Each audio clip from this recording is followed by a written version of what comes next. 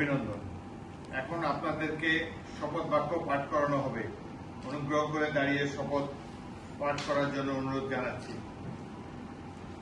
আমি মোহাম্মদ রেজাউল করিম বাদশাহ সংসদ সদস্য নির্বাচিত হইয়া সশ্রদ্ধ চিত্তে শপথ বা দৃঢ়ভাবে ঘোষণা করিতেছি যে আমি যে কর্তব্যভার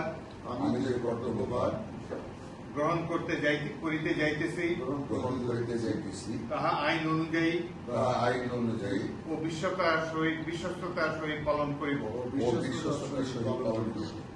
আমি বাংলাদেশের প্রতি অকৃত্রিম বিশ্বাস ও আনুগত্য পোষণ করিব এবং সংসদ সদস্য রূপে আমার কর্তব্য পালনকে